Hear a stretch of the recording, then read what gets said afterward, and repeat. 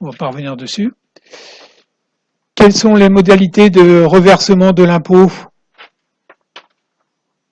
Donc le reversement de la retenue à la source donc, par l'employeur auprès du service des impôts des entreprises et non pas des particuliers. Alors là, très clairement, c'est un organisme supplémentaire dans vos organismes DSN.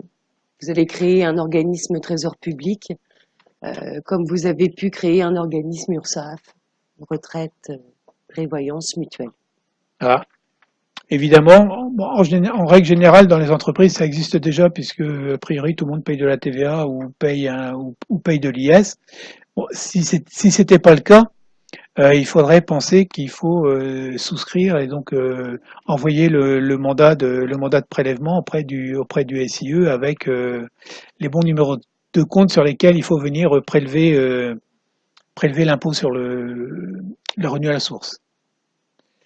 Donc télérèglement obligatoire, versement effectué au plus tard le 15 ou le 5. Option possible pour un paiement trimestriel pour les employeurs dont l'effectif est inférieur à 11 salariés.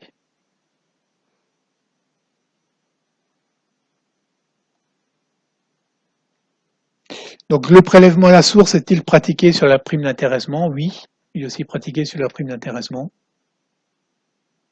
Donc bien sûr, si la prime d'intéressement n'est pas placée dans un PE ou dans un PERCO.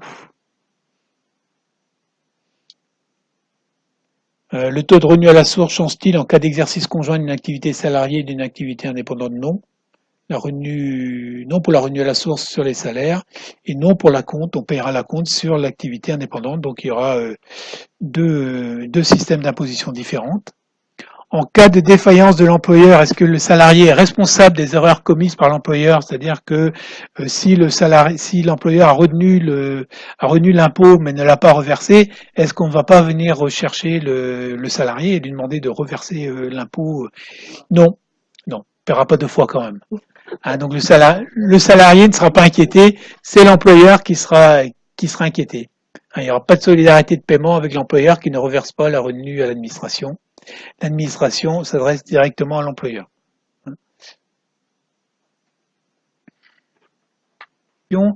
De savoir s'il a quelque chose à faire en fin d'année 2018 pour arrêter son prélèvement mensuel du fait qu'il va payer déjà son impôt. Ben non, il n'y aura rien à faire. Hein, il n'y aura aucune démarche à accomplir. L'arrêt sera automatique à compter de fin 2018. Donc la mensualisation s'arrêtera d'elle-même. Par contre, pour les autres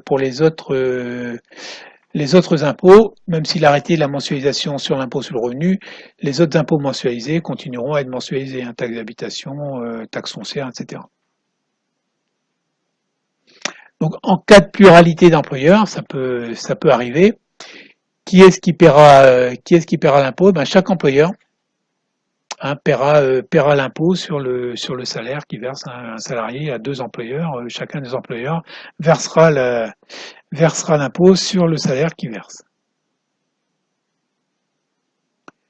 Que faire en présence d'un contrat court? Donc on l'a vu tout à l'heure.